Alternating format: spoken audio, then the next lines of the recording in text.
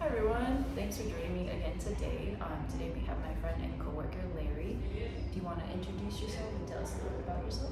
Sure. I'm Larry Mitchell. I've moved here in Colorado about 8 years ago. Live in Aurora with my wife Elizabeth, my son Quentin, who's 14, and just kind of came here by accident when my wife got a job working for the state. Have a terminal degree in theater. I work here at Meow, and I'm a resident playwright for Mesmer Puppets in Kansas City. Nice, that's cool. So I've asked people to come to this video series to pose the question of how has capitalism and colonization affected your environment and the nature surrounding you. So if you want to start off with either one of those questions. Sure. Just kind of maybe go into the response I got when I first saw your query, which is that I had studied economics. I knew what capitalism was by the people who, tout it, and as it had been explained to me, not just in high school and in college, but also, kind of throughout my life, is like, this is how the working world works, this is how society works. But I hadn't really ever, until the last 5 years or so, been confronted with the idea that it really is a construct, that capitalism really is a construct, colonialism really is a construct. I don't think I'd ever thought about colonialism or imperialism the way I do now until the last 5 years. And so that has been, to kind of start looking at the world in that way has been humbling. It's odd when you think the world is a certain way because that's just what you've been shown, and then when you just start to look at it in another way, you just start to see so many other things. And that really was what prompted me to want to participate even in this as well. At first it was like, I don't know if I have much to offer to that. And I was like, oh no, this is really throwing you for a loop over the last several years. It's really kind of forced me into at least being open to some other paradigms, if not moving into them. And I feel like when we think about capitalism and colonialism, I feel like we think of it as a norm, that we see every day. And so the regular human being has a lot to offer when it comes to these controversial topics, and we should be talking about them. So you said earlier in your statements that in the last 5 years it's really opened your eyes to it. Could you elaborate more on that if you feel comfortable with your experiences? Sure. I just know that as I've been politically active for probably 20 years. That was mostly through, the system, through voting, through, every once in a while maybe campaigning, banking,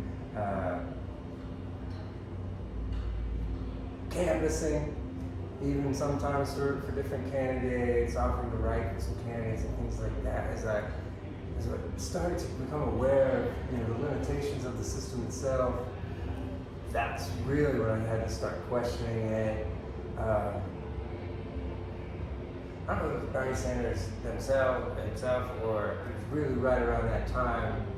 I really just thought we were moving toward an inevitable time of when, I just thought Hillary Clinton was going to be inevitable. And when I started to kind of question that, and I started to kind of set myself apart from that, I'd already done that before too. I lived in Arkansas when Obama kind of popped out, when everybody thought Hillary was going to be the anointed person there. So that had really started to separate me too, because I really always thought of things as two-sided. And then when people started talking to me more about socialism, I started to get more into Democratic Socialists of America, and as I got into that, I really had to dig into what socialism was, because I had to dig into that. I really had to dig into what capitalism was and how indoctrinated I was. I was a really big believer in the invisible hand and a lot of concepts that had been introduced to me through economics class. I wasn't a great economics student or anything, but something about it's a full philosophy and dogma and ethos, and but it's presented to you as fact. And so there's something about that that like really attracted me when it was presented to me. And so I do think I soaked a lot of that up like a sponge in my 20s. And so then to be kind of really confronted with the limitations of that, and that the idea is I was teaching, it was a confluence of a lot of things. I was teaching summer camps, and one of the camps I decided I wanted to teach is where we were all going to make games, and a game person came in and started talking to me about the difference between cooperative and competitive games. And I was like, wow, I've never even played a cooperative game in my life. Maybe one, I had like one theater game we would play. It was a cooperative game, and all the other, even theater one was well based on competition. And it's when you first start to think about that idea, is like, for capitalism to exist, there have to be winners and losers. That's the whole theory of the system. And that started to feel antithetical to a web of life that all relies on each other to succeed as a collective. Yeah, so it's ironic that you bring up the whole aspect of competition too, because I did an interview yesterday with one of my friends from back home, and he brought out a side of capitalism that everybody else was not really giving me. He brought up like the pros and cons, and I was like, oh, this is new. And then he brought up the whole aspect of it being like a set competition, and that for him is a pro, which I thought was very interesting, because you would think that would be a con, because you're competing against everybody else. You know, you're competing to be the next higher up, with your colleagues, with your peers, with your classmates. To me, I think of that as a con. Because I think we shouldn't be in competition with each other. We should be working with each other, you know, as a set community, to be supportive with each other. And I feel a lot of what capitalism does is erase your culture. So what I mean by that is like, so let's bring it back to like how capitalism became a thing. It's embedded and rooted into the whole system of colonization. So like the whole aspect of being in competition with each other is against indigenous beliefs of having that sense of community and support, and like, you know, building each other up and helping each other. And it's so, I think maybe one of the reasons somebody might bring that up as a pro is because it's just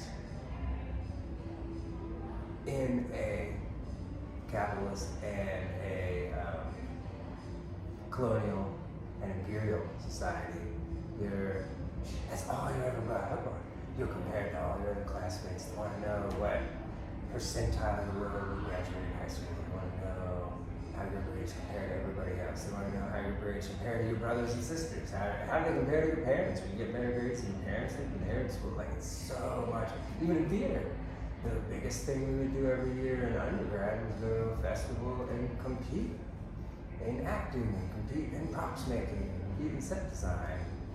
It was almost like that's the only way within that system. It's the only way you can be validated as a human being, is to know your place within it. Even if you're not at the top, at least you know where you are. And maybe there's something comforting about that. And as I try to understand the collective idea a little bit more, I really am just starting to wrap my head around it, I think. It really feels like, as you see, that you can see those same things, just to know that you're a part of whatever is going on in the whole is quite gratifying, actually. You don't necessarily get credit for it, I'm getting to the age too, I don't know. I'm maybe an Aussie Madness kind of mindset of like, I don't necessarily need credit because what's it mean? You can't take the credit with you, it doesn't matter. I just kind of want the things to happen at this point. Yeah.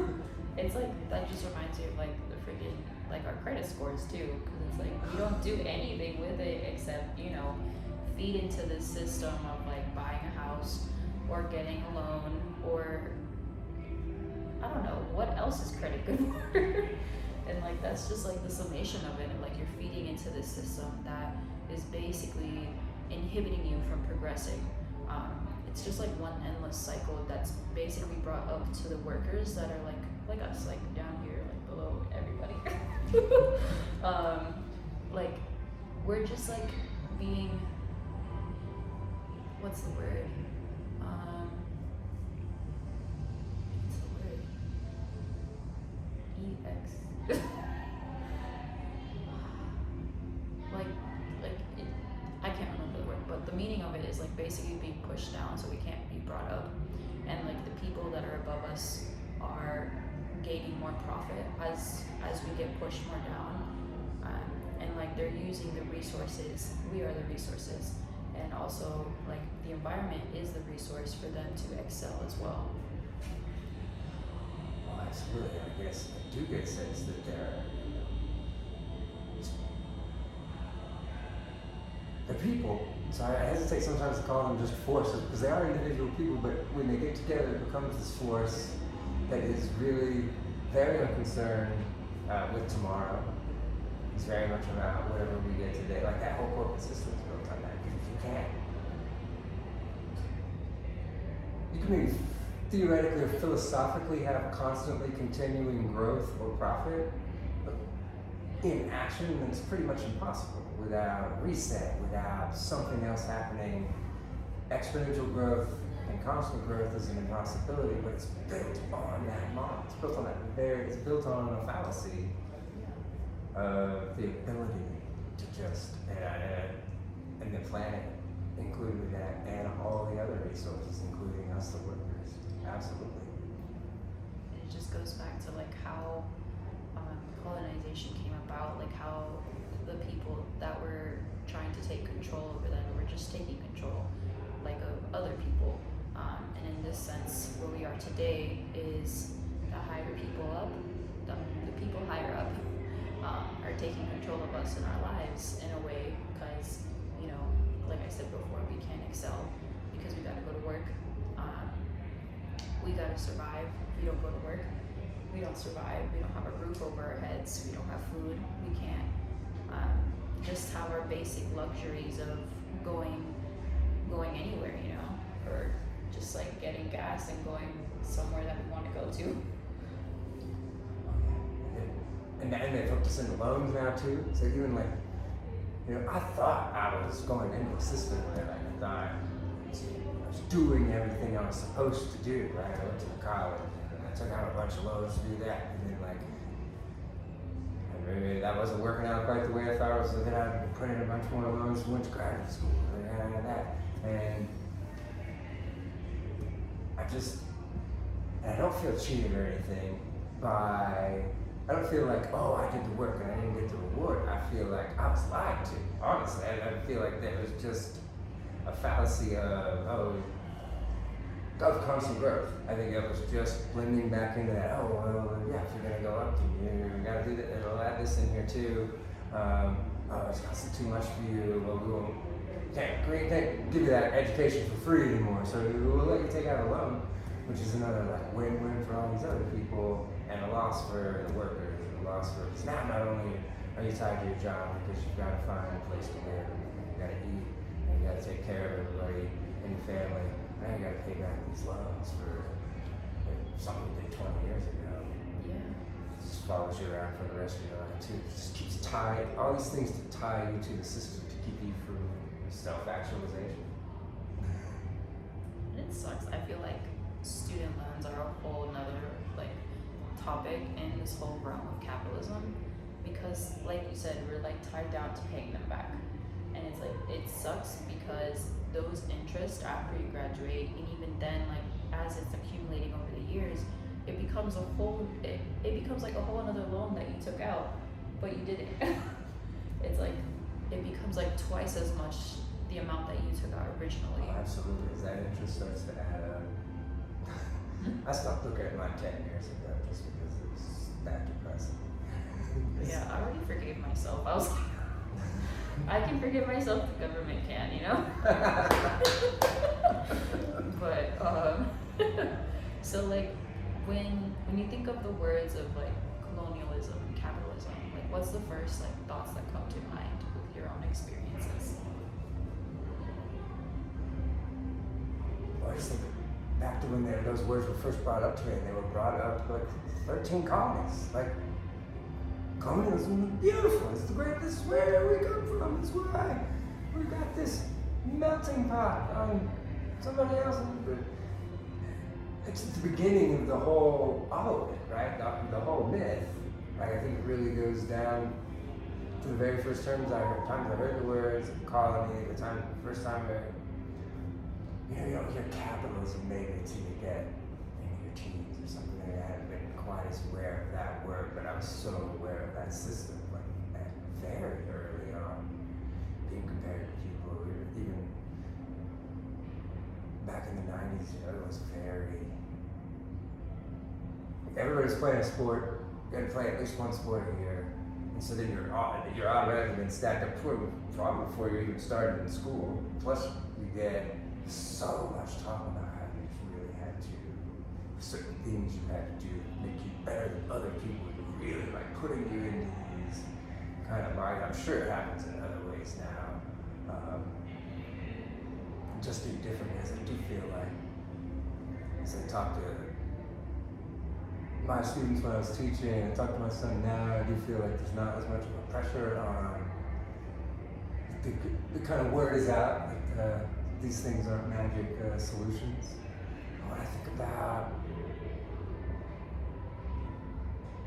colonialism, just as it is, I have a hard time really even separating those two anymore, colonialism and capitalism. The more like I think about it, they just really are one and the same. Capitalism is an arm of colonialism, colonialism is an arm of capitalism. They kind of just, two things serving different masters, or the same master just doing like some different things. They're really ultimately the same philosophy of constant expansion. The whole deal of colonialism is that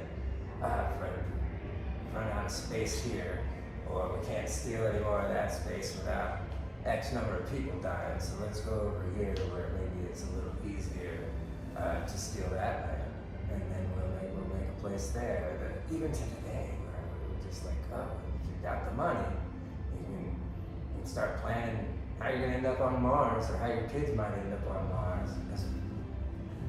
It's almost like they've just given up on even fixing Earth, right? They just want to go to Mars. They just want to start over already. Yeah. They have the means to do so because they've exploited all of the natural resources and the available working resources in such a grossly unbalanced way. They've set themselves up to see, and it's to me like the apex of colonialism and capitalism in action is that you're just going to leave us behind. Go to Mars eventually. Yeah. It's like, have you seen that movie, Don't Look Up? On Netflix? I haven't seen that one yet. No. So it's like, it's that exact concept that you're saying right now, how they're just gonna leave, like they're gonna take a select group of people that basically have the most money in the world. Those like A-listers, those 1%ers. And they get into like this ship because the scientists that are warning them about this like this meteoroid that's going to come and destroy the Earth, like bigger than like how it was in the dinosaur era, and they're like telling them like, hey, this is going to happen in X amount of time, we need to do something about it. They don't listen to the scientists. Instead, they start planning for them to go to like whatever planet or be frozen in whatever capsule to be sent off and then to come back to whatever planet once it has like reestablished itself with like those creatures and like those animals that come back and the plants that come back that are obviously going to look very different without human invasion. So then they come back, and then when they come back, everything just gets destroyed again. And I was like, wow, okay. So it's just like, it's funny that you bring up that concept. Because like it's literally that movie that's happening. And I feel like movies have a way of telling us things that aren't gonna happen, and like they're both like depicted way. For sure. So I would say they're just putting together available pieces that are already here, speculative fiction and science fiction. Like we've always been pretty good at predicting what's been coming down the pike.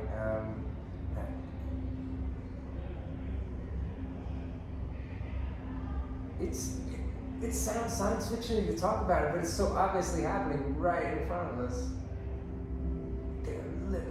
They're ready to figure out a way to leave. They'd rather figure out how to live on an inhospitable planet that can't breathe on, probably doesn't get the right kind of sunlight in the air. They're gonna figure it out. They're gonna figure out how to breathe and how to terraform and all of these much more difficult things in a place that takes 3 years to get to. You have to go through radiation to get to.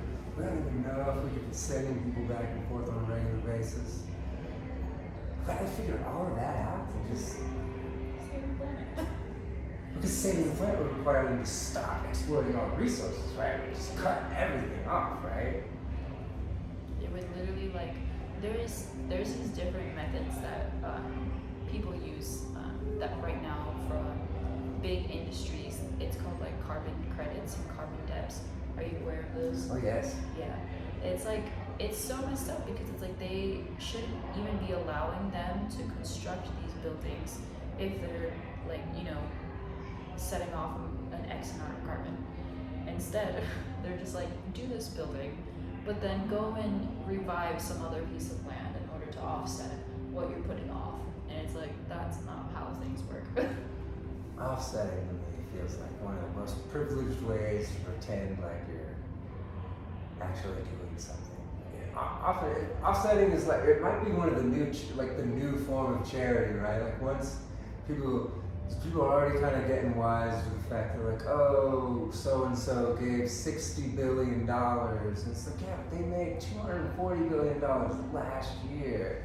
And it seems like so people are getting wise to that, so I think that this might be the new kind of form of philanthropy where it looks like people are giving. They're still just maintaining. They're like, how much do we have to how much can I get away with taking without, pitchforks? Yeah.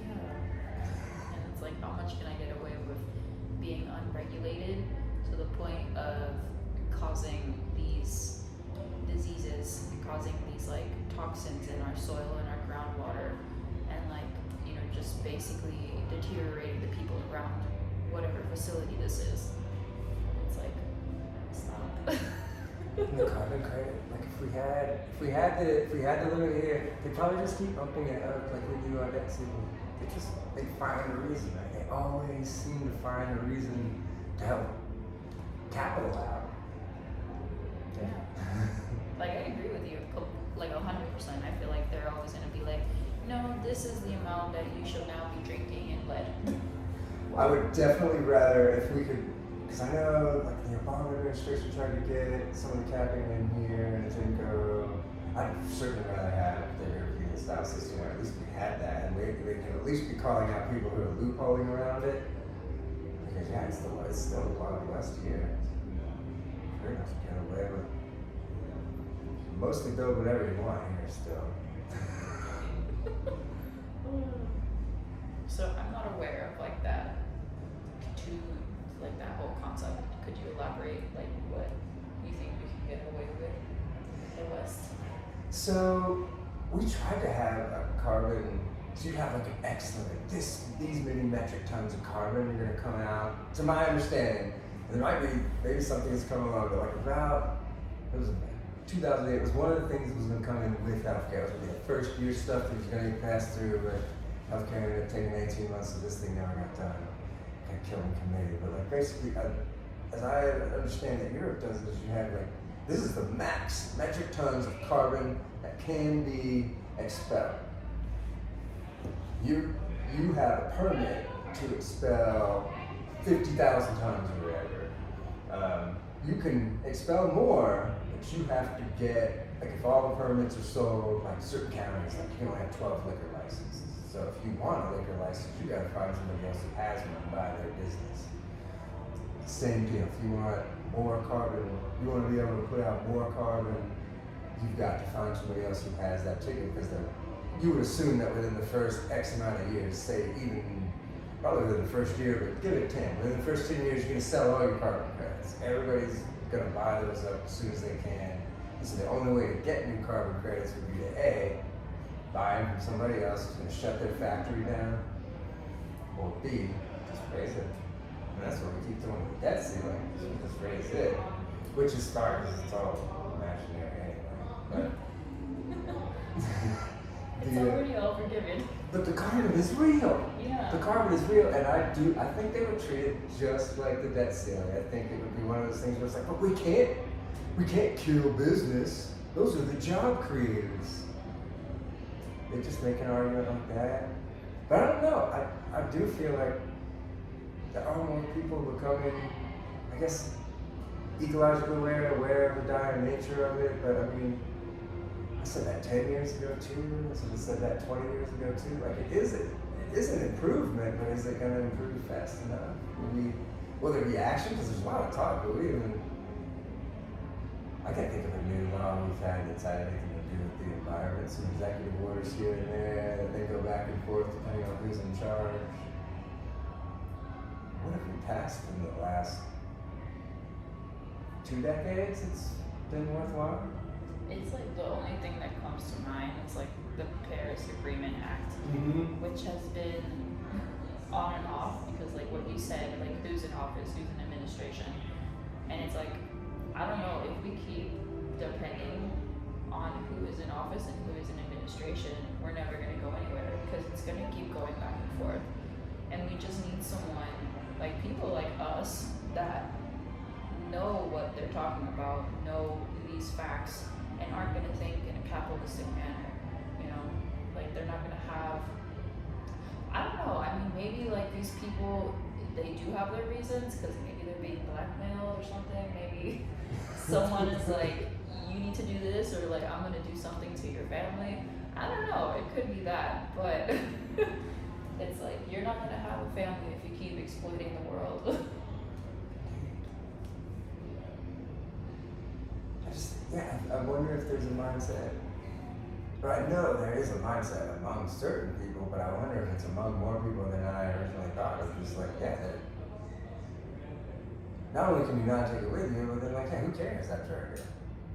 Usually when I think about you can't take it with you, it's like, oh, well, it's about what you leave behind or whatever. But when other people think about it, maybe they think about it in a way of like, I'm gonna be dead, what do I care? It's like the future's generation's problem. Like that's like the whole thing with past generations. They're like, oh, the next generation will take care of it, and then it goes back. Next generation will take care of it. It's like, are you gonna leave? What is Gen X, Gen Y? I don't know. You're gonna leave it into their hands, trying to like pick up the pieces. I do feel like maybe this is as a semi-outsider, but I do feel like there is more of a push in people that are younger than me. Because even if I talk to my friends, of course, I live in my bubble, and so all my friends are, they know we're not going to Mars, so and they understand that the idea of a web and of a community, and that's fractal and then extends out, but I know that, among people my age, that it's probably about a 50-50 split there among people who kind of care, people who don't. Was raised on, the 20th anniversary of Earth Day. It was like around like middle school or whatever. So my generation like kind of like the bottom of X and the beginning of the millennials, whatever, a little bit overhang. So we were hit with a lot of that messaging back in the day. That I think again, like things get in the way. It's not like people. It's never as heinous, right? Or it's like, oh, we got your kids. It's like just literally, oh, we might make your way of life a little bit more difficult. Oh, I can't have that, right? Just to keep that status quo, I think sometimes, I'm sure, I know I'm guilty of it. It's like, oh, well, we forgot that there used to have this right now. Whatever that may be, whether it be a plastic utensil or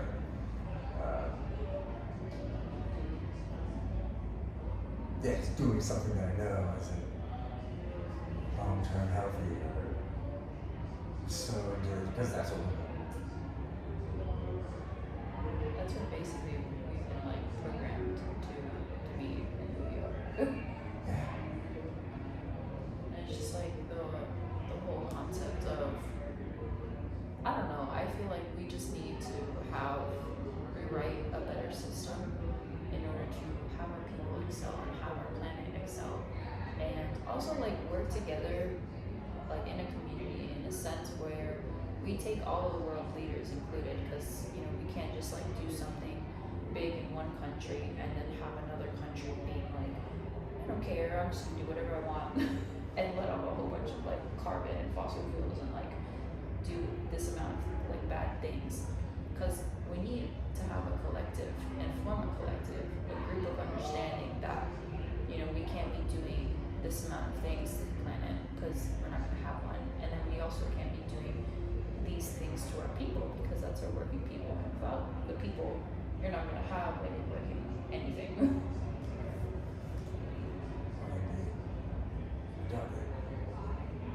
I do think there is something to that, like that I've become more and more aware of, is this idea that like you can't just want something to happen, you can't just say that you want it to happen on social media. Like you can't even like connect with other like-minded people on social media. Like you really gotta like, meet in person, and get together and do things about it. And it sounds like I'm being glib or like trying to make fun of somebody, but like sometimes there really are things that are that simple in our lives that because we're so often choosing the easy path, we're like just not willing to do. And I do think there's the more that I become more in touch with, as I was becoming frustrated with, oh, the vote's not doing enough. Oh, well, trying to make sure the right candidate is running is not doing enough. And even with going municipally, leaving with that, we're focused on just Aurora for 2 years. We're like, I'm just gonna try and get people elected in Aurora, try to get things moving in Aurora, because that's where I'm in.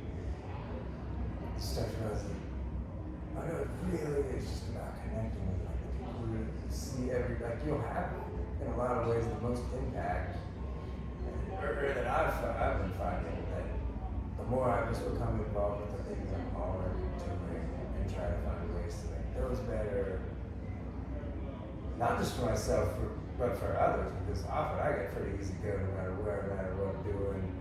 I get along with most people, I get treated really well pretty much where I'm going, but I can't be in an environment where other people aren't being treated as well as I am.